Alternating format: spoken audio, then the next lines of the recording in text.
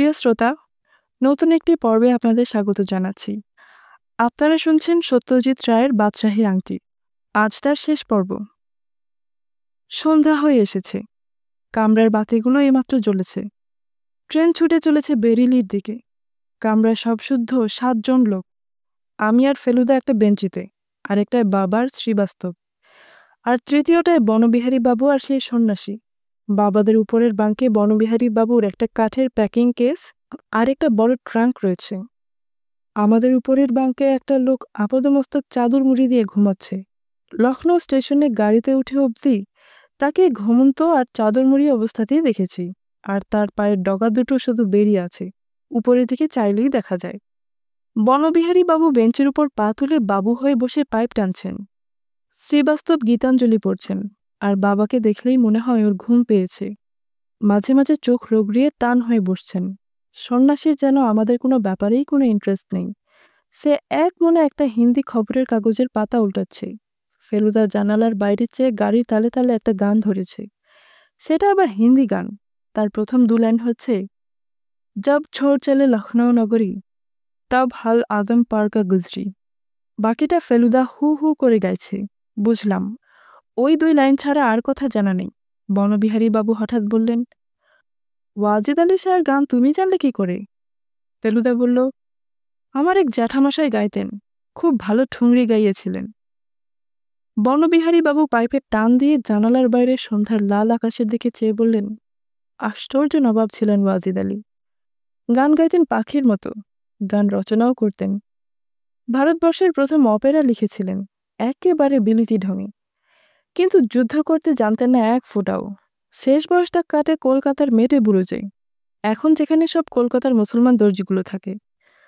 আর সবচেয়ে ইন্টারেস্টিং ব্যাপার কি জানো?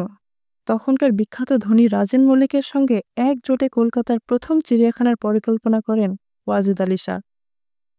কথা শেষ করে বনবিহারী বাবু দাঁড়িয়ে উঠে বাঙ্কে রাখা ট্রাঙ্কটা খুলে তার ভিতর থেকে একটা ছোট গ্রামোফোনের মতো বাক্স বার করে বেঞ্চের উপর রেখে বললেন, এবার আমার কিছু প্রিয় গান শোনাই। এটা হচ্ছে আমার টেপ রেকর্ডার, ব্যাটারিতে চলে। এই বলে বাক্সটার ঢাকনা খুলে হারমোনিয়ামের পর্দার মতো দেখতে সাদা একটা জিনিস টিপতেই বুঝতে পারলাম কি একটা জিনিস জানি চলতে আরম্ভ করল। বনবিহারী বাবু বললেন, এই গান যদি সত্যি করে উপভোগ করতে হয় তাহলে জানালা দিয়ে বাইরের দিকে দেখতে দেখতে শোনো। আমি বাইরের দিকে চেয়ে আবছা আলোতে দেখলাম বিরাট গাছওয়ালা ঘন অন্ধকার জঙ্গল ছুটে চলেছে ট্রেনের উল্টো দিকে। সেই জঙ্গল থেকেই যেন শোনা গেল বনবিড়ালের কর্কশ চিৎকার।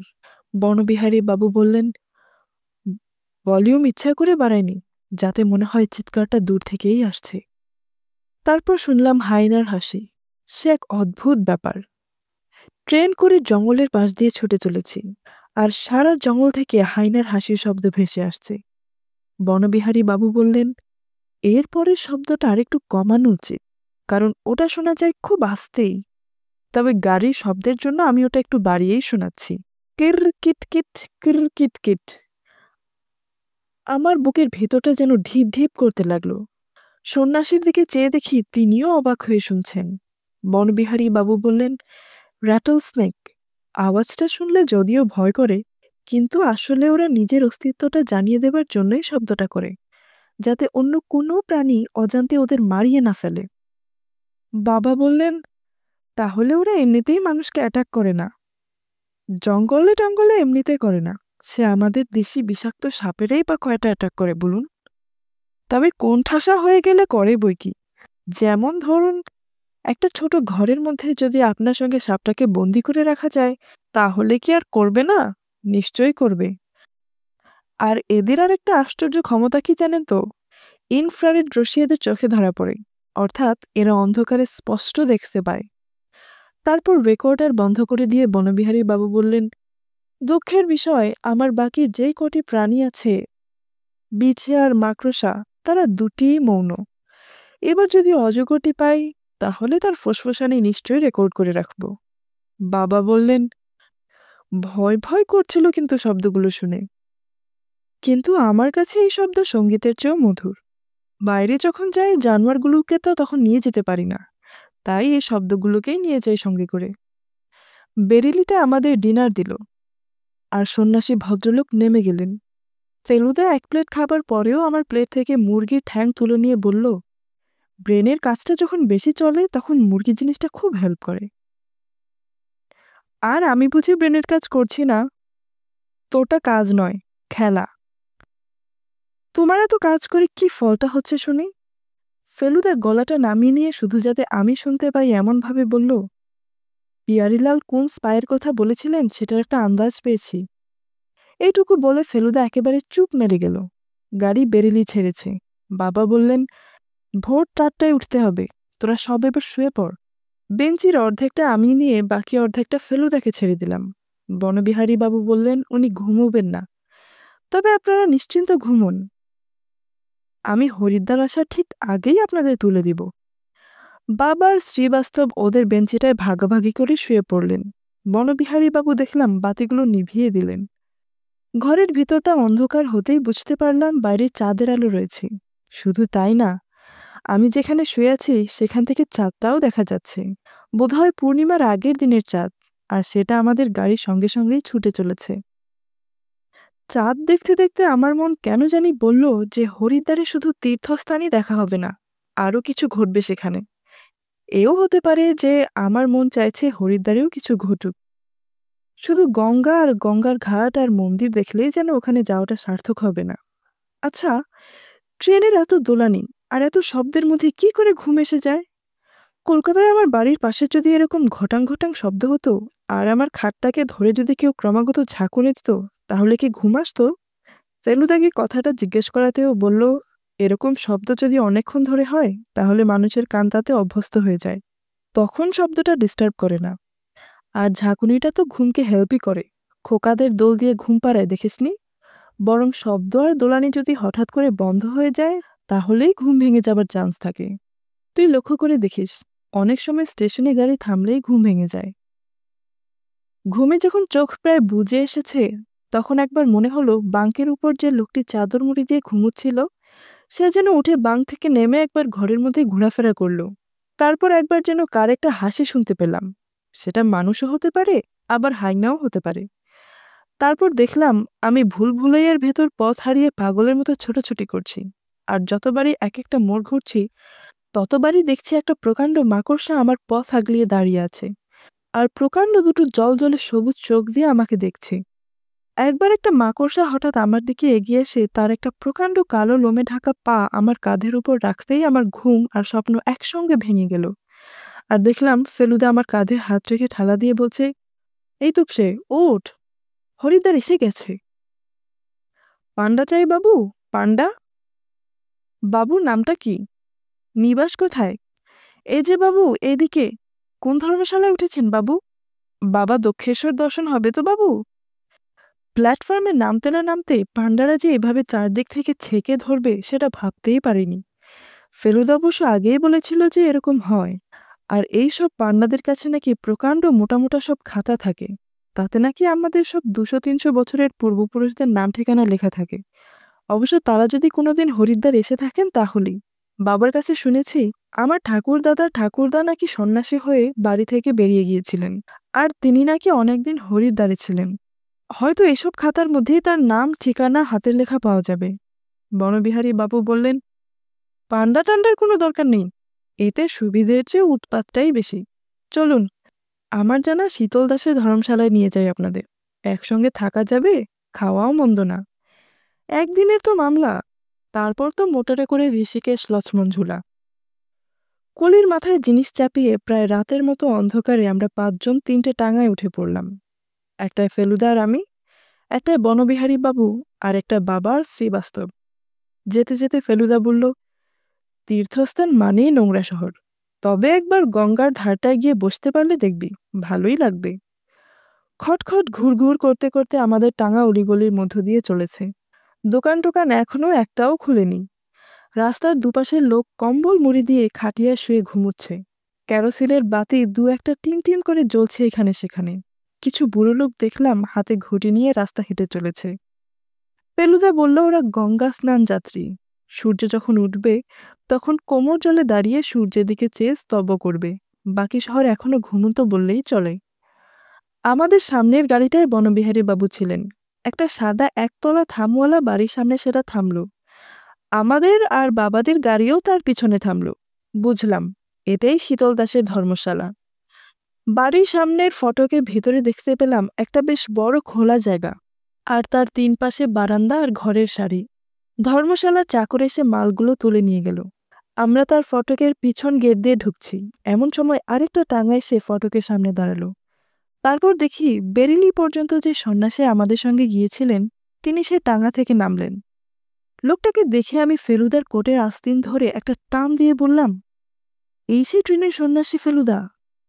ফেলুদা একবার আর চোখের লোকটাকে দেখে মুখ ঘুরিয়ে নিয়ে বলল, এই বাবাজির মধ্যেও তুই রহস্যজনক কিছু পেলি নাকি?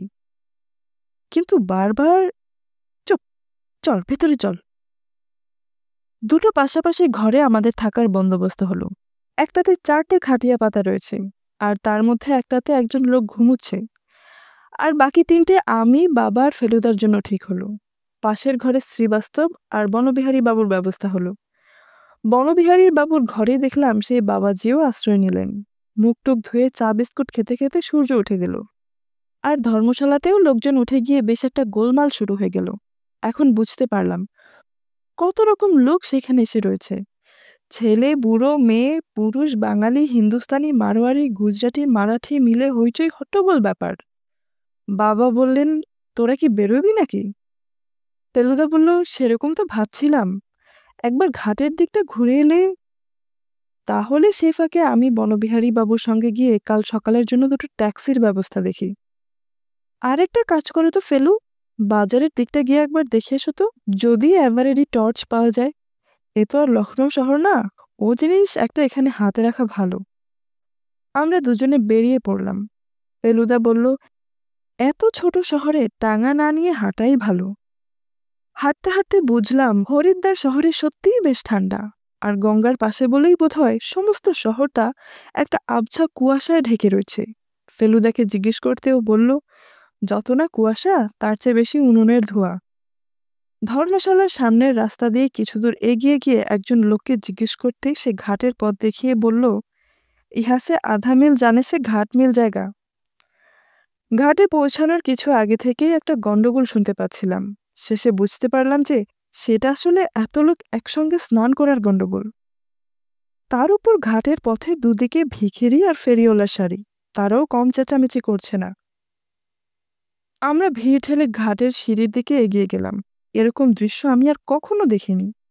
জলের মধ্যে যেন একটা মেলা বসেছে। ঘাটের উপরেই একটা মন্দির, তার থেকে আরতির ঘণ্টার আওয়াজ আসছে। এক জায়গায় গলায় কণ্ঠি পরা, কপালে তিলক কাটা একজন বৈষ্ণব গান গাইছে। তাকে ঘিরে একদল বুড়ো বুড়ি বসে আছে। মানুষের আশেপাশে ছাগল, কুকুর, গরু বাছুরও কিছু কম নেই। ফেলুদা ঘাটের ধাপে একটা খালি জায়গা বেছে নিয়ে বসে পড়ে বলল, প্রাচীন ভারতবর্ষ যদি দেখতে চাস তো এই ঘাটের ধাপে কিছুক্ষণ বসে থাক। লখনৌ থেকে এই জায়গার ব্যাপারটা এত অন্যরকম যে আমার মন থেকে আংটির ঘটনাটা প্রায় মুছেই যাচ্ছিল। ফেলুদারও কি তাই, নাকি ও মনে মনে রহস্য সমাধানের কাজ চালিয়েই চলেছে? ওকে সেই কথাটা আর জিজ্ঞেস করতে সাহস হলো না। ওর দিকে ফিরে দেখি ও বেশ একটা খুশি খুশি ভাব নিয়ে পকেট থেকে দেশলাই আর সিগারেট বার করেছে। বাবাদের সামনে তো আর খেতে পারে না, তাই এই সুযোগে খেয়ে নিবে। সিগারেটটা মুখে পড়ে দেশলাইয়ের বাক্সটা খুলতেই দেখলাম তার মধ্যে যেন একটা জিনিস ঝলমল করে উঠল। আমি চমকে উঠে বললাম, ওটা কি ফেলুদা? ফেলুদা ততক্ষণে দেশলাই বার করে বাক্স বন্ধ করে দিয়েছে। সে অবাক হবার ভাব করে বলল, কোনটা? ওই যে চকচক করে উঠল দেশলাইয়ের বাক্সে। ফেলুদা কায়দা করে 2 হাতের আড়ালে গঙ্গার হাওয়ার মধ্যেও সিগারেটটা ধরিয়ে ধোঁয়া ছেড়ে বলল, দেশলাইতে ফসফরাস থাকে, জানিস তো? সেটাই রোদে চকচক করে উঠেছে আর কি। আমি আর কিছু জিজ্ঞেস করতে পারলাম না, কিন্তু দেশলাইয়ের উপর রোদ পড়ে এতটা ঝলমল করে উঠতে পারে এই জিনিসটা আমি কিছুতেই বিশ্বাস করতে পারছিলাম না। হরিকাচরণ ঘাট থেকে গঙ্গার দৃশ্য দেখে, দক্ষেশ্বর মন্দির দেখে, বাজারের মণিহারি দোকান থেকে যখন আমরা 3 সেলের একটা টর্চ কিনছি তখন প্রায় 10:30 বাজে। যতই ঘুরি না কেন আর যাই দেখি না কেন, ফেলুদার দেশলাইয়ের বাক্সর মধ্যে ওই চকচকানির কথাটা আমি কিছুতেই ভুলতে পারছিলাম না। বারবার খালি মনে হচ্ছিল যে ওটা আসলে ওই অরঙ্গজেবের আংটির হীরের চকচকানি। ফেলুদা যদি বলতো ওটা একটা সিকি বা আধুলি, তাহলেও হয়তো বিশ্বাস করতে পারতাম। কিন্তু ফসফরাসের ব্যাপারটা যে একেবারে গুল, সেটা আমার বুঝতে বাকি ছিল না। আর আংটিটা যদি সত্যিই ফেলুদার কাছে থেকে থাকে, আর সেটার পিছনে যদি সত্যি ডাকাত লেগে থাকে, আর সে ডাকাত যদি জেনে থাকে যে ফেলুদার কাছেই আংটিটা আছে, তাহলে সেটা সে জানে বলেই কি ফেলুদা ওসব হুমকি দেওয়া কাগজ পাচ্ছে, আর ওর দিকে গুলতি দিয়ে ইট মারছে, আর লাঠির ডগায় ক্লোরোফর্মের ন্যাকড়া বেঁধে আমাদের ঘরের মধ্যে ঢুকিয়ে দিচ্ছে? ফেলুদা কিন্তু সারা রাস্তায় গুনগুন করে গান গেয়েছে। একবার গান থামিয়ে আমায় বলল, খট বলে একটা রাগ আছে জানিস, এটা সেই রাগ, সকালে গাইতে হয়। আমি বলতে চেয়েছিলাম যে খট্টর জানি না, রাগ রাগিনী জানি না, কিন্তু আমার ভীষণ রাগ হচ্ছে আর খটকা লাগছে তুমি আমায় ধাপ্পা দিলে কেন। কিন্তু কথাটা আর বলা হলো না, কারণ তখন আমরা ধর্মশালায় পৌঁছে গেছি। মনে মনে ঠিক করলাম যে আজকের মধ্যেই ফেলুদার সঙ্গে এই বিষয়ে কথা বলতেই হবে। ধর্মশালার বারান্দায় দেখি বাবা, বনবিহারী বাবু, শ্রীবাস্তব আর একজন ধুতি পাঞ্জাবি পরা বাঙালি ভদ্রলোক বসে গল্প করছেন। বাবা আমাদের দেখেই বললেন, ট্যাক্সির ব্যবস্থা হয়ে গেছে, কাল ভোর 6টায় রওনা। বনবিহারী বাবুর চেনা থাকায় বেশ সস্তায় হয়ে গেল। বাঙালি ভদ্রলোক শুনলাম এলাহাবাদে থাকেন, নাম বিলাসবাবু। তিনি নাকি একজন নামকরা হাত দেখিয়ে আপাতত বনবিহারী বাবুর হাত দেখছেন। বনবিহারী বাবু বললেন, কোনো জানোয়ারের কামড় টামড় খেয়ে মরব কিনা সেটা একবার দেখুন তো। ভদ্রলোক হাতে একটা লবঙ্গ নিয়ে বনবিহারী বাবুর হাতের উপর বুলোতে বুলোতে বললেন, কই, তা তো দেখছি না, স্বাভাবিক ঋতু বলেই তো মনে হচ্ছে। হতে পারেন বিলাসবাবু হাত দেখিয়ে, আমার কিন্তু তার পাটা দেখে ভারী অদ্ভুত লাগলো। বুড়ো আঙুলটা তার পাশের আঙুলের চেয়ে প্রায় আধা ইঞ্চি বড়, আর সেটা দেখে মনে হলো খুব রিসেন্টলি যেন আমি সেরকম পা দেখেছি, কিন্তু কোথায় বা কার পা সেটা মনে করতে পারলাম না। বনবিহারী বাবু একটা হাফ ছাড়া শব্দ করে বললেন, যাক, বাঁচা গেল। কেন মশাই, আপনি কি শিকার করেন নাকি? বাঘ ভাল্লুক মারেন? বিলাসবাবুর বাংলায় একটা অবাঙালি টান লক্ষ্য করলাম। বনবিহারী বাবু বললেন, না, তবু এসব জেনে টেনে রাখা ভালো। আমার এক খুড়তুতো ভাই, কোথাও কিছু নেই, হঠাৎ একটা পাগলা কুকুরের কামড় খেয়ে হাইড্রোফোবিয়ায় মরল, তাই আর কি। আপনি কি আগে কলকাতায় ছিলেন? বিলাসবাবু জিজ্ঞাসা করলেন। বনবিহারী বাবু একটু অবাক হয়ে বললেন, ওটাও কি হাতের রেখায় পাওয়া যায় নাকি? তাই তো দেখছি। আর আপনার কি পুরনো আমলের শিল্পদ্রব্য বা অন্য কোনো দামি জিনিস জমানোর শখ আছে? আমার? না না, আমার কেন, সে ছিল পিয়ারি লালের। আমার শখ জন্তু জানোয়ারের। তাই কি? তাই কামড় খাওয়ার কথা বলছিলেন। কিন্তু কিন্তু কি? বনবিহারী বাবুকে বেশ উত্তেজিত বলে মনে হলো। বিলাসবাবু প্রশ্ন করলেন, আপনার কি সম্প্রতি কোনো উদ্বেগের কারণ ঘটেছে? সম্প্রতি মানে? এই ধরুন গত মাসখানেকের মধ্যে। বনবিহারী বাবু বেশ জোরে হেসে উঠে বললেন, মশাই, আমার যাকে বলে not a care in the world, কোনো উদ্বেগ নেই। তবে হ্যাঁ, একটা অ্যাংজাইটি আছে যে কাল লক্ষ্মণ ঝুলায় গিয়ে 12 ফুট একটা অজগরের দেখা পাবো কি পাবো না। বিলাসবাবুর বোধহয় আরেকটু হাত দেখার ইচ্ছা ছিল, কিন্তু বনবিহারী বাবু হঠাৎ হাত দুটো সরিয়ে নিয়ে একটা হাই তুলে বললেন, আসলে ব্যাপারটা কি জানেন, কিছু মনে করবেন না, এসব প্যামিস্ট্রি ফ্যামিস্ট্রিতে আমার বিশ্বাস নেই। আমাদের ভূত ভবিষ্যৎ বর্তমান সবই আমাদের হাতে বটে, কিন্তু সেটা হাতের রেখায় নয়। হাত বলতে আমি বুঝি ক্ষমতা, সামর্থ্য, সেটার উপরেই সব নির্ভর করে। এই বলে বনবিহারী বাবু চেয়ার ছেড়ে উঠে সোজা ঘরের ভিতর চলে গেলেন। আমার চোখ আবার চলে গেল বিলাসবাবুর পায়ের দিকে। অনেক ভেবেও কিছুতে মনে করতে পারলাম না কোথায় দেখেছি ওরকম লম্বা বুড়ো আঙুলওয়ালা পা। সারাদিনের মধ্যে একবারও ফেলুদাকে সেই ঝলমলে জিনিসটার কথা জিজ্ঞেস করার সুযোগ পেলাম না। রাত্রে বাবা যদিও বললেন, তাড়াতাড়ি শুয়ে পড়, ভোরে উঠতে হবে, তবুও খাওয়া দাওয়া করে বিছানা পেতে শুতে শুতে প্রায় 10টা হয়ে গেল। লেপের তলায় যখন ঢুকছি, তখন আমাদের পাশাপাশি দুটো ঘরের মাঝখানের দরজা দিয়ে একটা বিকট নাক ডাকার আওয়াজ পেলাম। ফেলুদা বলল, বিলাসবাবু। আমি বললাম, কি করে জানলে? কেন, কাল ট্রেনেও ডাকছিল, শুনিসনি? ট্রেনে? বিলাসবাবু ট্রেনেও ছিলেন? তাই তো। একটা রহস্যের সমাধান হয়ে গেল। ওই বুড়ো আঙুল। ফেলুদা আস্তে করে আমার পিঠ চাপড়ে বলল, গুড। ঠিক কথা। আমাদের উপরের বাঙ্কে উনি সারা রাস্তায় চাদর মুড়ি দিয়ে শুয়েছিলেন। কেবল পায়ের ডগা দুটো বেরিয়েছিল বাঙ্ক থেকে, আর তখনই দেখেছিলাম ওই বুড়ো আঙুল। কিন্তু এবার যে আসল প্রশ্নটা করতে হবে ফেলুদাকে। বাবার নড়াচড়া দেখে বুঝতে পারছিলাম তিনি এখনো ঘুমোননি। বাবা না ঘুমলে কথাটা বলা চলে না, তাই আরেকটু অপেক্ষা করতে হবে। ধর্মশালা ক্রমেই আরো নিঝুম হয়ে আসছে, আর তার সঙ্গে সঙ্গে সমস্ত শহরটা। শীতকাল, তাই এমনিতেই লোকে তাড়াতাড়ি শুয়ে পড়ে। আমাদের ঘরের ভেতর অন্ধকার। বাইরে উঠোনে বোধহয় একটা লাইট জ্বলছে, আর তারই আলো আমাদের দরজার চৌকাঠে এসে পড়েছে। একবার আমাদের ঘরের মেঝে থেকে যেন খুট করে একটা শব্দ এলো। বোধহয় ইঁদুর টিঁদুর কিছু হবে। এবার বাবার খাটিয়া থেকে শুনলাম ওর জোরে জোরে নিঃশ্বাস পড়ার শব্দ। বুঝলাম উনি ঘুমিয়ে পড়েছেন। আমি ফেলুদার দিকে ফিরলাম, তারপর গলা নামিয়ে একবার ফিসফিস করে বললাম, ওটা আংটিই ছিল, তাই না? ফেলুদা কিছুক্ষণ চুপ, তারপর একটা দীর্ঘ নিঃশ্বাস ফেলে আমারই মতো ফিসফিস করে বলল, তুই যখন জেনেই ফেলেছিস তখন আর তোর কাছে লুকানোর কোনো মানে হয় না। আংটিটা আমার কাছেই রয়েছে, সেই প্রথম দিন থেকেই। তোরা সব ঘুমিয়ে পড়ার পর ধীরু কাকার ঘরে আলনায় ঝুলানো ওর পাঞ্জাবির পকেট থেকে চাবি নিয়ে আলমারি খুলে আংটিটা বার করে নিই। বাক্সটা নিইনি, যাতে ডেফিনেটলি বোঝা যায় আংটিটা গেছে। কিন্তু কেন নিলে আংটিটা? কারণ ওটা সরিয়ে রাখলে আসল ডাকাতকে উস্কে দিয়ে তাকে ধরার আরো সুবিধা হবে বলে। তাহলে সেই সন্ন্যাসী কি আংটিটাই নিতে এসেছিলেন? অম্বিকা বাবু নয়, আরেকজন সন্ন্যাসী, যে নকল। তার হাতে আটাচি কেস ছিল, সেই এসেছিল চুরি করতে। কিন্তু গেট থেকেই বৈঠকখানায় আরেকজন গেরুয়াধারীকে দেখে চম্পট দেয়। তারপর টাঙা করে স্টেশনে গিয়ে ওয়েটিং রুমে ঢুকে পোশাক বদলে নেয়। সেই নকল সন্ন্যাসী কে? একটা সন্দেহ আছে মনে, কিন্তু এখনো প্রমাণ পাইনি। এতদিন ধরে তুমি ওই আংটি পকেটে নিয়ে ঘুরে বেরিয়েছ? না। তবে একটা নিরাপদ জায়গায় রেখে দিয়েছিলাম। কোথায়? ভুলভুলাইয়ার একটা খুপড়ির ভিতর। বাপরে বাপ, কি সাংঘাতিক বুদ্ধি! এতদিনে বুঝতে পারলাম ফেলুদার দ্বিতীয়বার ভুলভুলাইয়া যাবার এবং গিয়ে কিছুক্ষণের জন্য হারিয়ে যাবার কারণটা। কিন্তু তবুও মনে একটা খটকা লাগলো, তাই জিজ্ঞেস করলাম, কিন্তু তুমি তো ভুলভুলাইয়ার প্ল্যান জানতে না? প্রথম দিনই সেটার একটা ব্যবস্থা করেছিলাম।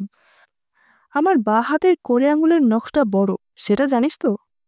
প্রথম দিনে হাঁটবার সময় ভুলভুলাইয়ার প্রত্যেকটা গলির মুখে দেওয়ালের গায়ে নখ দিয়ে ঘষে 1, 2, 3 করে নম্বর দিয়ে রেখেছিলাম। 7 নম্বর গলির খুপড়ির মধ্যে ছিল আংটিটা।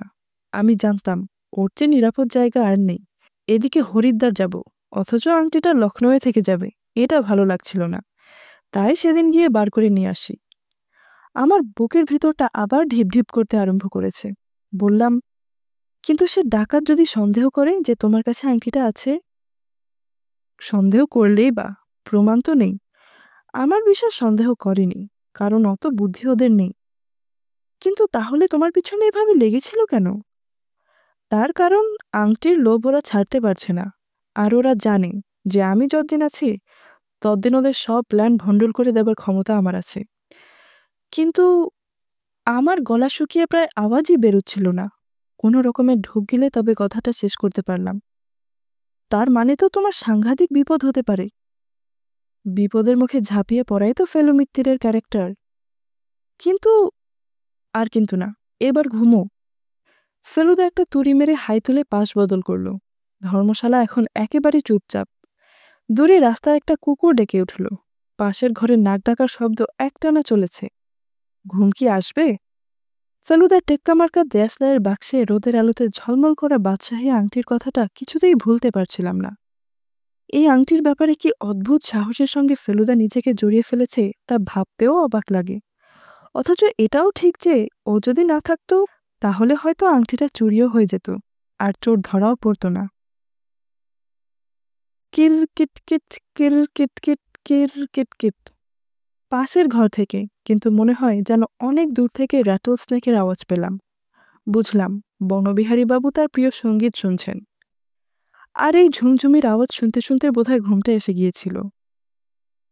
বাবার ট্রাভেলিং ক্লকে 5টার সময় অ্যালার্ম দেওয়া ছিল, কিন্তু আমার ঘুম ভেঙে গেল সেটা বাজের একটু আগেই। তাড়াতাড়ি উঠে মুখ-টুক ধুয়ে চাটা খেয়ে তৈরি হয়ে নিলাম। সঙ্গে নিয়ে যাবার জন্য খাবারের কথা বলতে শ্রীবাস্তব বললেন, লক্ষ্মণ ঝুলায় একেবারে ব্রিজের মুখেই দোকান, চমৎকার পুরি তরকারি পাবেন, খাবার নেবার দরকার নেই। সকলেই বেশ ভালো করে গরম জামা পরে নিয়েছিল, কারণ পথে তো ঠান্ডা হবেই, আর লক্ষ্মণ ঝুলার হাইটটা বেশি বলে সেখানে এমনিতেই এখানের চেয়ে বেশি ঠান্ডা। 6:45টার সময় দুটো ট্যাক্সি পরপর এসে ধর্মশালার গেটের সামনে দাঁড়ালো। আমাদের সঙ্গে সঙ্গে দেখলাম বিলাসবাবুও এসেছেন। শুনলাম উনিও লক্ষ্মণ ঝুলা যাবেন বলে আমাদের দলে ঢুকে পড়েছেন। কোন গাড়িতে উঠব ভাবছি, এমন সময় বনবিহারী বাবু এগিয়ে এসে বললেন, 3জন 3জন করে ভাগাভাগি হয়ে যেতে হবে অবশ্যই। জানোয়ার সম্বন্ধে আমার কিছু ইন্টারেস্টিং গল্প আছে। তপেশবাবু যদি চাও তো আমার গাড়িতে আসতে পারো। আমি বললাম, শুধু আমি কেন, ফেলুদাও নিশ্চয়ই শুনতে চাইবে। ফেলুদা কোনো আপত্তি করল না, তাই শেষ পর্যন্ত আমি, ফেলুদা আর বনবিহারী বাবু একটা গাড়িতে, আর বাবা, শ্রীবাস্তব আর বিলাসবাবু অন্য গাড়িটায় উঠলাম।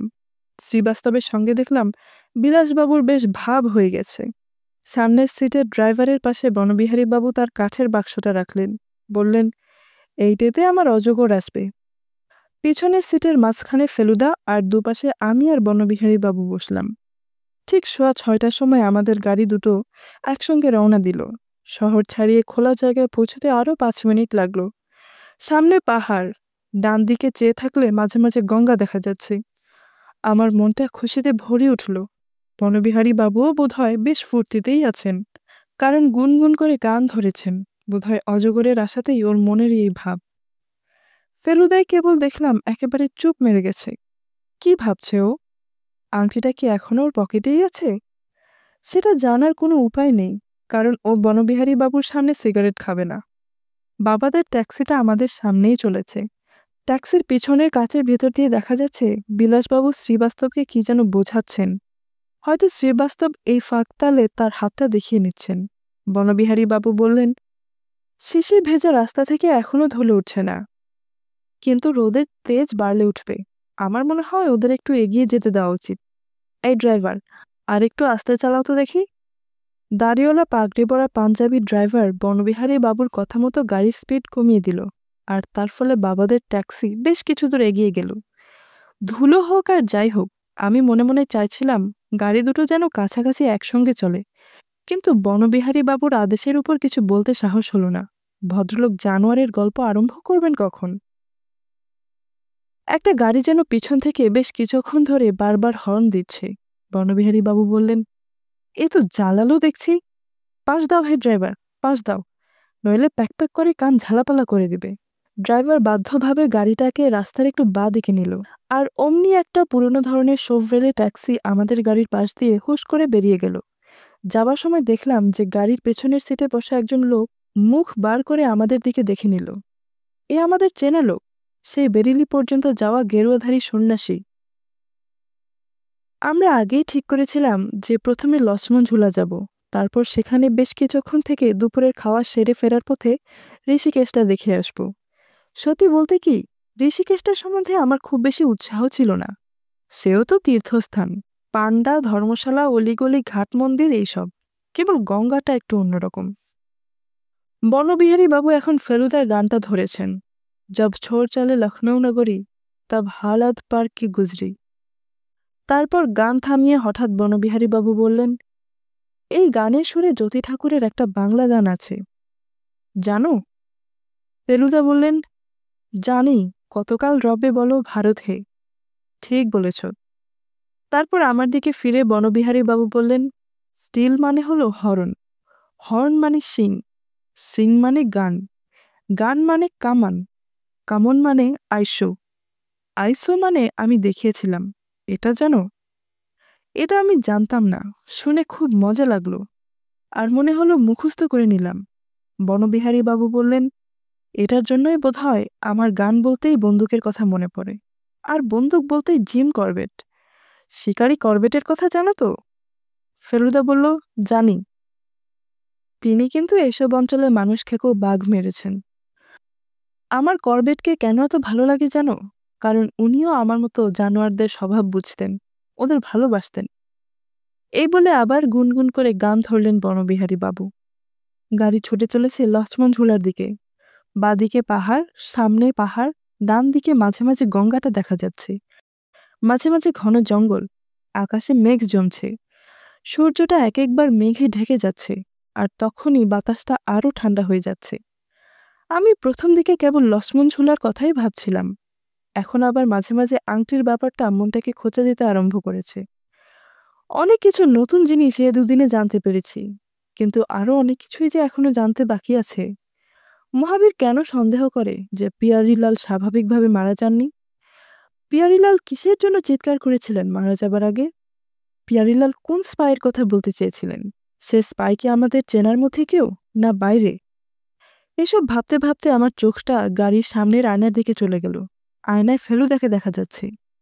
সে অদ্ভুত তীক্ষ্ণ দৃষ্টি নিয়ে সামনের দিকে চেয়ে কি জানি দেখছে। এবার আমি আর চোখে ফেলুদার দিকে চেয়ে দেখি, সে দেখছে তার সামনেই বসা ড্রাইভারের দিকে। আমার চোখটাও প্রায় আপনা থেকেই ঘুরে ড্রাইভারের দিকে গেল, আর সেদিকে দৃষ্টি পড়তেই আমার বুকের ভেতরটা ছ্যাপ করে উঠল। ড্রাইভারের পাগড়ির নিচে তার কোটের কলারের ঠিক উপরের ঘাড়ের মাঝখানে একটা আঁচড়ের দাগ। এরকম দাগ আমরা আরেকজনের ঘাড়ে দেখেছি, সে হলো গণেশ গুহ। আর ফেলুদার দিকে চেয়ে দেখি সে দৃষ্টি ঘুরিয়ে নিয়ে জানালার বাইরে দেখছে। তাকে এমন গম্ভীর এর আগে কখনো দেখিনি আমি। কোয়ালিটি রেস্টুরেন্টে বসে গণেশ গুহ বলেছিল সে বনবিহারী বাবুর চাকরি ছেড়ে দিয়ে সেই দিনই কলকাতায় চলে যাচ্ছে, আর আজ সে পাঞ্জাবি ড্রাইভারের ছদ্মবেশে আমাদের নিয়ে চলেছে লক্ষ্মণ ঝুলা। হঠাৎ মনে পড়ল বনবিহারী বাবুই ট্যাক্সি ঠিক করে দিয়েছেন। তাহলে কি? আমি আর ভাবতে পারলাম না, আমার মাথা ভো ভো করতে আরম্ভ করেছে। আমরা কোথায় চলেছি এখন? লক্ষ্মণ ঝুলা না অন্য কোথাও? বনবিহারী বাবুর উদ্দেশ্যটা কি? অথচ তাকে দেখে তো মনে হয় কোনো রকম উত্তেজনা বা দুর্ভিসন্ধি আছে বলে মনে হয় না। হঠাৎ বনবিহারী বাবুর গলার আওয়াজে চমকে উঠলাম। আমরা বায়ে একটা রাস্তা ধরবো এবার। ওই জঙ্গলের মধ্য দিয়ে রাস্তাটা গেছে। কিছু দূর গেলেই একটা বাড়ি পাবো, সেখানেই আমার অজগরটা থাকার কথা। যাবার সময় একবার দেখে যাই, ফেরার পথে একেবারে বাক্সে পরে নিয়ে গাড়িতে তুলে নেব। কি বলেন ফেলুবাবু? আশ্চর্য শান্তভাবে ফেলুদা বলল, বেশ তো। আমি কিন্তু একটা কথা না বলে পারছিলাম না। আপনি যে বলেছিলেন অজগরটা লক্ষ্মণ ঝুলায় আছে। বনবিহারী বাবু হো হো করে হেসে উঠে বললেন, এ যে লক্ষ্মণ ঝুলা নয় সেটা তোমাকে কে বলল তাপেশবাবু? হাওড়া বলতে কেবল হাওড়ার পুল আর তার আশপাশটা বোঝায়। লক্ষ্মণ ঝুলা শুরু হয়ে গেছে এখান থেকেই। গঙ্গার ব্রিজ এখান থেকে মাইল দেড়েক। শালবনের মধ্য দিয়ে আগাছায় ঢাকা প্রায় দেখা যায় না এমন একটা পথ ধরে গাড়িটা বাঁ দিকে ঘুরল। লক্ষ্য করলাম ড্রাইভারটা এবার বনবিহারী বাবুর নির্দেশের অপেক্ষাও করল না, যেন তার আগে থেকেই জানা ছিল এ রাস্তা দিয়ে যেতে হবে। কেমন লাগছে ফেলুবাবু? বনবিহারী বাবুর গলায় একটা নতুন সুর, কথাগুলোর পেছনে যেন একটা চাপা উত্তেজনা লুকানো আছে। দারুণ! কথাটা বলেই ফেলুদা তার বাঁ হাতটা দিয়ে আমার ডান হাতটা ধরে আস্তে একটা চাপ দিল। বুঝতে পারলাম ও বলতে চাইছে, ভয় পাস না, আমি আছি। রুমাল এনেছিস তোপসে? ফেলুদার এই প্রশ্নটার জন্য আমি একেবারেই তৈরি ছিলাম না, তাই কিরকম ভ্যাবাচেকা খেয়ে গেলাম। রুমাল? রুমাল জানিস না? হ্যাঁ, কিন্তু ভুলে গেছি। বনবিহারী বাবু বললেন, ধুলোর জন্য বলছো? এখানে কিন্তু ধুলোটা কম হবে। না, ধুলো না, বলে ফেলুদা তার কোটের পকেট থেকে একটা রুমাল বার করে আমার পকেটে গুজে দিল। কেন যে সে এটা করলো তা বুঝতেই পারলাম না। বনবিহারী বাবু তার টেপ রেকর্ডারটা নিজের কোলের উপর নিয়ে সেটাকে চালিয়ে দিলেন। শালবনের ভেতর দিয়ে হাইনা হেসে উঠল। বন এখন আরো গভীর, সূর্যের আলো আর আসছে না এখানে। এমনিতেই মেঘ আরো ঘন হয়েছে। বাবাদের গাড়ি এখন কোথায়? লক্ষ্মণ ঝুলা পৌঁছে গেছে কি? আমাদের যদি কিছু হয় ওরা টেরও পাবে না, সেজন্যই কি বনবিহারী বাবু ওদের গাড়িটা এগিয়ে যেতে দিলেন? মনে যত জোর আছে, সাহস আছে, সব একসঙ্গে জড়ো করার চেষ্টা করলাম। কেন জানি বুঝতে পারছিলাম না ফেলুদার উপরে যত ভরসা থাকুক না কেন, আজ যে অবস্থায় পড়তে হবে ওকে, তাতে ওর যত বুদ্ধি যত সাহস আছে সবটুকু দরকার হবে। গাড়ি আরো গভীর বনের মধ্য দিয়ে চলেছে এখন। বনবিহারী বাবু আর গান গাইছেন না, এখন কেবল ঝিঝির ডাক আর মোটরের চাকার তলায় আগাছার খসখসানি। প্রায় 10 মিনিট চলার পর গাছের গুড়ি আর পাতার ফাঁক দিয়ে কিছু দূরে একটা বাড়ি দেখা গেল। এরকম জায়গায় এত গভীর বনের মধ্যে কে আবার বাড়ি তৈরি করলো? হঠাৎ মনে পড়ল আমার এক দূর সম্পর্কের কাকা আছেন, যিনি সুন্দরবনের কোথায় যেন ফরেস্ট অফিসার। তারও এরকম একটা বাড়ি আছে শুনেছি। আশেপাশে বাঘ ঘোরাফেরা করে। এও হয়তো সেই ধরনের একটা বাড়ি। আর একটু কাছে গিয়ে বুঝতে পারলাম বাড়িটা কাঠের তৈরি, আর সেটা বহু পুরনো। শুধু তাই না, বাড়িটা আসলে একটা মাচার উপর তৈরি। একটা কাঠের সিঁড়ি দিয়ে সেই মাচায় উঠতে হয়। বাইরে থেকে দেখে মনেই হয় না সেখানে কোনো লোক থাকে। আমাদের ট্যাক্সি বাড়িটার সামনে এসে থামল। বনবিহারী বাবু বললেন, পারে আছেন বলে তো মনে হয় না, তবে এসেইছি যখন, তখন ভেতরে গিয়ে একটু অপেক্ষা করা যাক। হয়তো কাছাকাছির মধ্যেই কোথাও গেছেন কাঠ টাঠ সংগ্রহ করতে বোধহয়। একা মানুষ তো, সব নিজেই করেন। আর ওরও তো জানোয়ারের ভয় নেই, আমারই মতো। এসো ফেলুচন্দ্র তপেশচন্দ্র, গিয়ে ভিতরে বসা যাক। মেকি সন্ন্যাসী তো অনেক দেখলে, এবার একজন সত্যিকারের সাধু পুরুষ কিভাবে থাকেন দেখবে চলো। আমরা তিনজন গাড়ি থেকে নামলাম। ফেলুদা না থাকলে আমার মনের অবস্থা যে কি হতো জানি না। এখনো যে সাহস পাচ্ছি তার একমাত্র কারণ হলো ফেলুদার নির্বিকার ভাব। এক এক সময় তাই মনে হয় বিপদটা হয়তো আসলে আমার কল্পনা। আসলে ড্রাইভার সত্যিকারের শেখ ড্রাইভার, আর বনবিহারী বাবু খুব ভালো লোক। আর এই বাড়িটায় সত্যিকারের পারেজি বলে একজন সাধু পুরুষ থাকেন, যার কাছে একটা 12 ফুট লম্বা অজগর সাপ আছে। আর সেই সাপ দেখার জন্যই বনবিহারী বাবু এখানে আসছেন। আগাছা আর শুকনো শালপাতার উপর দিয়ে হেঁটে কাঠের সিঁড়ি দিয়ে উঠে আমরা বাড়িটার ভেতরে ঢুকলাম। যে ঘরটায় ঢুকলাম সেটা সাইজে আমাদের ট্রেনের কামরার চেয়ে খুব বেশি বড় নয়। ঢোকার দরজা ছাড়াও আরেকটা দরজা আছে, সেটা দিয়ে পাশের আরেকটা ঘরে যাওয়া যায়। কিন্তু মনে হলো সে দরজাটা বাইরে থেকে বন্ধ। দুটো দরজার উল্টো দিকে দুটো ছোট জানালাও রয়েছে। জানালা দিয়ে বাইরের শালবন দেখা যাচ্ছে। মাচাটার হাইট একটা মানুষের বেশি নয়। বনবিহারী বাবু কাঁধে ঝুলানো টেপ রেকর্ডার মাটিতে নামিয়ে রেখে বললেন, পারেজির কেমন সরল জীবনযাত্রা দেখেই বুঝতে পারছো। ঘরের মধ্যে একটা ভাঙা টেবিল, একটা হাতল ভাঙা বেঞ্চি আর একটা টিনের চেয়ার। ফেলুদা বেঞ্চিটার উপর বসলো দেখে আমিও তার পাশে গিয়ে বসলাম। বনবিহারী বাবু তার পাইপে তামাক ভরে তাতে আগুন দিয়ে দেশলাইটের জানালা দিয়ে বাইরে ফেলে দিয়ে টিনের চেয়ারটা মজবুত কিনা হাত দিয়ে চেপে পরিষ্কার করে মুখ দিয়ে একটা আরামের শব্দ করে সেটার উপর বসলেন। তারপর পাইপটাতে একটা বিরাট টান দিয়ে ঘরটাকে প্রায় ধোঁয়ায় ভরে দিয়ে চাপা অথচ পরিষ্কার গলায় ভীষণ স্পষ্ট উচ্চারণে বললেন, তারপর ফেলুবাবু, আমার আংটিটা যে এবার ফেরত চাই। আপনার আংটি? বনবিহারী বাবুর কথাটা যে ফেলুদাকে বেশ অবাক করেছে সেটা বুঝতে পারলাম। বনবিহারী বাবু ঠোঁটের কোণে পাইপ আর একটা অল্প হাসি নিয়ে চুপ করে বসে রইলেন। বাইরে ঝিঝির শব্দ কমে এসেছে। ফেলুদা বলল, আর সে আংটি যে আমার কাছে রয়েছে তা আপনি কি করে জানলেন? বনবিহারী বাবু এবার কথা বললেন, অনুমান অনেকদিন থেকেই করছিলাম। বাইরের একটা লোক এসে ধীরুবাবুর শোবার ঘরের আলমারি খুলে তার থেকে আংটি বার করে নিয়ে যাবে।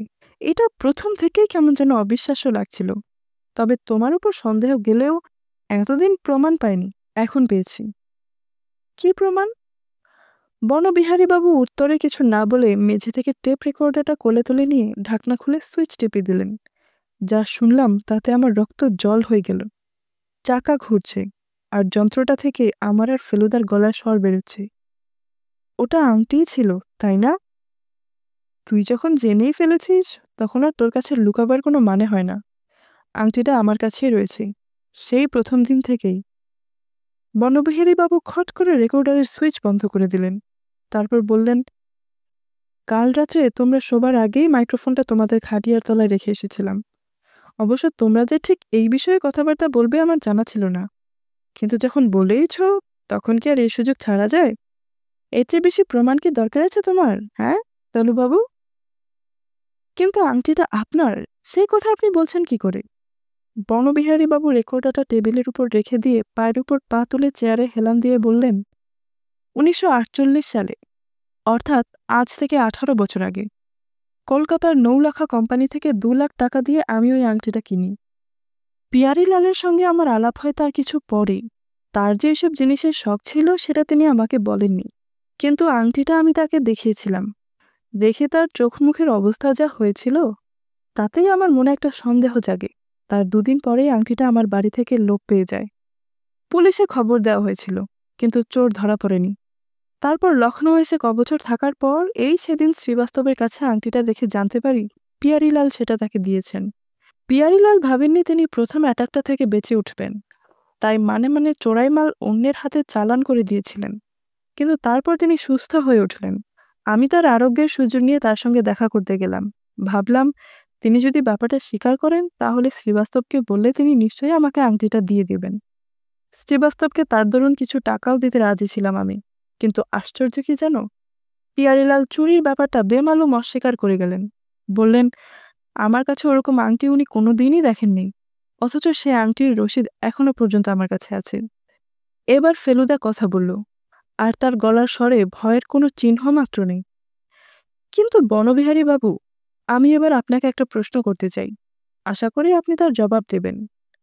বনবিহারী বাবু বললেন, তার আগে বলো সে আংটি এখনো তোমার কাছে রয়েছে নাকি সেটা তুমি অন্য কোথাও রেখে এসেছো? নিজের জিনিস আমি নিজের হাতেই ফেরত নিতে চাই।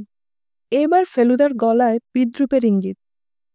কিন্তু এতদিন তো অন্য লোক লাগিয়ে আংটি চুরির চেষ্টার ব্যাপারে এবং আমার পেছনে লাগার ব্যাপারে আপনার উৎসাহের কোনো অভাব দেখিনি। আপনার ওই গণেশ গুহ লোকটি যিনি আজ দাড়ি পাগড়ি পরে পাঞ্জাবির ড্রাইভার সেজেছেন, তিনি বোধহয় নকল সন্ন্যাসী, তাই না? শ্রীবাস্তবের বাড়ির ডাকাত তো বোধহয় তিনি। আর প্রথম দিন শ্রীবাস্তবকে ধাওয়া করার ভারও তো তার উপরেই ছিল। অবশ্য পরে শ্রীবাস্তবকে ছেড়ে আমার পিছনে লাগানো হয় তাকে। রেসিডেন্সিতে গুলতি মারা, ক্লোরোফর্ম দিয়ে আমাকে অজ্ঞান করার চেষ্টা, হুমকি কাগজ ছুঁড়ে মারা, এই সবই তো তার কাজ, তাই না? বনবিহারী বাবু একটু হেসে বললেন, সব কাজ তো আর নিজে করা যায় না ফেলুরাম। এমন কিছু কিছু কাজ সবসময় থাকে যার ভার অন্যের উপর দিতে হয়। আর বুঝতেই তো পারো গণেশের স্বাস্থ্যটা তো ভালো, কারণ সে এককালে সার্কাসে বাঘ সিংহ হ্যান্ডেল করেছে। সুতরাং ডান পিঠে মোর কাজগুলো সে ভালোই করে। আর এটা আমি অবশ্যই বলবো যে আমার হুকুমে এসব কাজগুলো করে সে যে অপরাধ করেছে, তোমার অপরাধ তার চেয়েও অনেক বেশি। কারণ তুমি যে আংটিটা তোমার কাছে ধরে রেখেছো তাতে তোমার কোনো অধিকার নেই। ওটা আমার জিনিস, আমার প্রপার্টি, এবং আমি সেটা ফেরত চাই, আজই, এক্ষুনি। শেষ কথাগুলো বনবিহারী বাবু বললেন প্রায় চিৎকার করে। মনের সাহস আনার অনেক চেষ্টা সত্ত্বেও আমার হাত পা কিরকম যেন ঠান্ডা হয়ে আসছিল। ফেলুদার উত্তরটা এলো ইস্পাতের মতো কঠিন স্বরে, খুনের দায়ে অভিযুক্ত হলে পরও আংটি কি আপনার কোনো কাজে আসবে? বনবিহারী বাবু প্রায় কাঁপতে কাঁপতে চেয়ার ছেড়ে উঠে দাঁড়ালেন। তুমি তো কম বেয়াদব নাও হে ছোকরা, যাকে তাকে ফস করে খুনি বলে দিচ্ছ। যাকে তাকে বলতে যাব কেন? আমার বিশ্বাস খুনিকেই খুনি বলছি। আপনি পিয়ারিলালের স্পাইয়ের ব্যাপারটা একটু খুলে বলবেন কি? পরশু আপনার কথা শুনে মনে হয়েছিল আপনার ও সম্বন্ধে কিছু জানা আছে। বনবিহারী বাবু একটা শুকনো হাসি হেসে বললেন, ভেরি সিম্পল, খুলে বলার কিছু নেই। আমি আংটিটা সম্পর্কে খোঁজখবর করার জন্য ওর পিছনে কিছু লোক লাগিয়েছিলাম। পিয়ারিলাল নিশ্চয়ই তাদের সম্পর্কে কিছু বলতে চেয়েছিলেন। আমি যদি বলি পিয়ারিলালের স্পাইয়ের সঙ্গে গুপ্তচরের কোনো সম্পর্ক নেই, তার মানে কি বলতে চাইছো তুমি? আপনি পিয়ারিলালের দ্বিতীয় অ্যাটাকের দিন সকালে তার বাড়িতে গিয়েছিলেন, তাই না? তাতে কি হয়েছে? আমি গেলেই তার অ্যাটাক হবে? তার বাড়িতে তো আগেও গিয়েছি আমি। তখন তো খালি হাতে গেছেন। খালি হাতে মানে? কিন্তু এই শেষবার আপনি খালি হাতে যাননি। আপনার সঙ্গে একটা বাক্স ছিল, আর সেই বাক্সের মধ্যে ছিল আপনার চিড়িয়াখানার একটা অধিবাসী, আপনার বিশাল বিষাক্ত আফ্রিকান মাকড়সা ব্ল্যাক উইডো স্পাইডার, তাই না? পিয়ারিলাল বলতে চেয়েছিলেন স্পাইডার, কিন্তু পুরো কথাটা সেই অবস্থায় উচ্চারণ করা সম্ভব হয়নি, তাই স্পাইডার হয়ে গিয়েছিল স্পাই। বনবিহারী বাবুর মুখ হঠাৎ কেমন জানি ফ্যাকাশে হয়ে গেল। তিনি আবার চেয়ারে বসে পড়লেন। বললেন, কিন্তু তাকে আমি মাকড়সা দেখিয়ে করবোটা কি? ফেলুদা বলল, পিয়ারিলালের আরশোলা দেখে হৃদকম্প হয় সেটা বোধহয় আপনার জানা ছিল না। আপনি হয়তো মাকড়সাটা দেখিয়ে ভয় পাইয়ে আংটিটা আদায় করতে চেয়েছিলেন, কিন্তু হয়ে গেল একেবারে হার্ট অ্যাটাক এবং শেষ পর্যন্ত মৃত্যু। এই মৃত্যুর জন্য আপনি ছাড়া আর কে দায়ী বলুন? আর আপনি বলছেন আংটি আপনি কিনেছিলেন এবং পিয়ারিলাল সেটা চুরি করেন। আমি যদি বলি আংটি পিয়ারিলাল কিনে কলকাতায় 18 বছর আগে আপনাকে দেখিয়েছিলেন, আর সেই থেকে আপনার ও আংটির উপর লোভ, আর আপনার বাড়ির ওই তালা দেওয়া বন্ধ ঘরের এরকম আরও অনেক পুরনো জিনিস আপনার আছে, আর ওইসব মূল্যবান জিনিস চোর ডাকাতের হাত থেকে সামলানোর জন্যই আপনার ওই চিড়িয়াখানা। বনবিহারী বাবু গম্ভীর গলায় বললেন, তুমি আর কি বিশ্বাস করো সেটা শুনতে পারি কি? ফেলুদা গম্ভীর গলায় বলল, নিশ্চয়ই পারেন। আমার বিশ্বাস পিয়ারিলালের ওই বাদশাহী আংটি আপনি আর কোনোদিনও চোখেও দেখতে পাবেন না। আর আমার বিশ্বাস আপনার ভবিষ্যতে রয়েছে আপনার অপরাধের উপযুক্ত শাস্তি।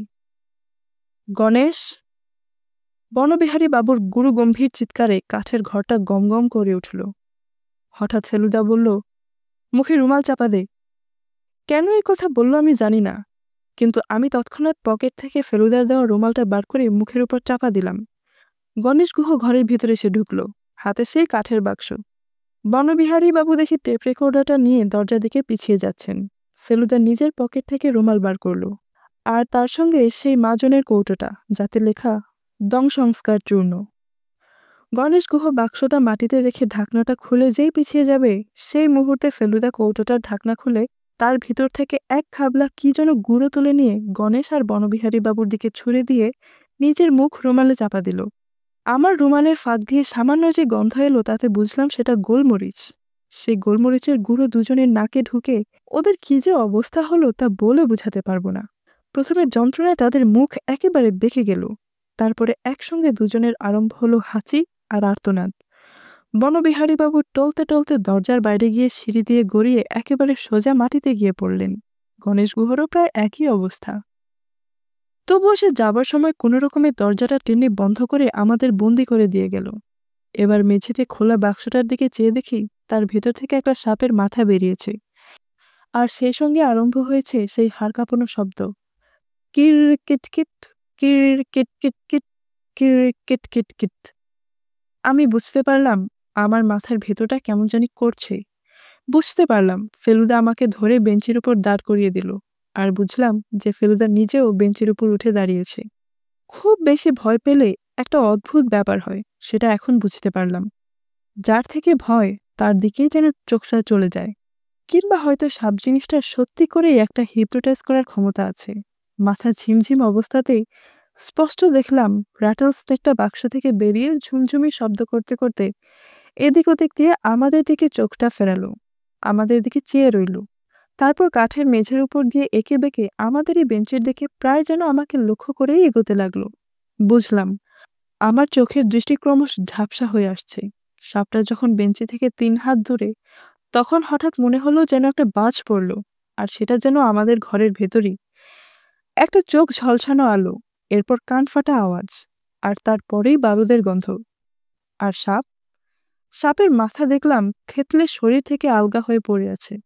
ঝুমঝুমিটা 2-1 বার নড়ে থেমে গেল, তারপর আর কিছু মনে নেই। যখন জ্ঞান হলো তখন দেখি আমি শালবনের মধ্যেই একটা শতরঞ্চির উপর শুয়ে আছি। কপাল আর মাথাটা ঠান্ডা ঠান্ডা লাগছে, বুঝলাম জল দেওয়া হয়েছে। শ্রীবাস্তবের মুখটা প্রথমে চোখে পড়ল, আর তারপরেই বাবা। কেমন আছেন তপেশবাবু? গলাটা শুনে চমকে পাশ ফিরে দেখি মহাবীর, কিন্তু গায়ে গেরুয়া পোশাক কেন? মহাবীর বলল, ট্রেনে বেরিলি পর্যন্ত একসঙ্গে এলাম, আর চিনতে পারলি না? দারুণ মেকআপ করে তো লোকটা। দাড়িওয়ালা অবস্থায় সত্যিই চিনতে পারিনি, আর তাছাড়া গলার আওয়াজ আর কথা বলার ঢঙও বদলে ফেলেছিল। মহাবীর বলল, আমার রিভলভারের টিপ দেখলে তো? আসলে সেদিন ভুলভুলাইয়া দেখা হলো, আর উনি বললেন আমাকে চেনেন না। সেদিন থেকেই বনবিহারী বাবুর উপর আমার সন্দেহ হয়েছিল, কারণ কলকাতায় উনি আমাদের বাড়ি অনেকবার এসেছেন, আমার সঙ্গে কথাও বলেছেন। একদিন বাবার সঙ্গে খুব কথা কাটাকাটি হয়েছিল ওই আংটিটা নিয়েই, সেটাও আমার কিছুদিন আগেই মনে পড়েছে। বাবা বললেন, তোদের দেরি দেখে লক্ষ্মণ ঝুলা থেকে গাড়ি ঘুরিয়ে নিয়ে শেষটায় টায়ারের দাগ দেখে বনের রাস্তাটা ধরে ভেতরে ঢুকেছি। বনবিহারী বাবুই অবশ্য গাড়ি ঘোরানোর কথা প্রথমে বলেন। আর ওরা দুজন কোথায় গেলেন? গোলমরিচের ঝাঁজে খুব শাস্তি পেয়েছে। ফেলুর ব্রহ্মাস্ত্রের কোনো তুলনা নেই। ওরা এখন পুলিশের জিম্মায় আছে। পুলিশ কোত্থেকে এলো? সঙ্গেই তো ছিল বিলাসবাবু, তো আসলে ইন্সপেক্টর গড়গড়ি। কি আশ্চর্য, ওই হাত দেখিয়ে ভদ্রলোকই ইন্সপেক্টর গড়গড়ি। এমন অদ্ভুতভাবে যে আংটির ঘটনাটা শেষ হবে তা ভাবতেই পারিনি। কিন্তু ফেলুদা কোথায়? ওর কথা মনে পড়তেই আমার চোখে একটা ঝিলিক মারা আলো এসে পড়ল। যেদিক থেকে আসছে সেদিকে তাকিয়েই দেখি ফেলুদা আঙুলে আংটিটা পরে কিছু দূরে একটা খোলা জায়গায় দাঁড়িয়ে।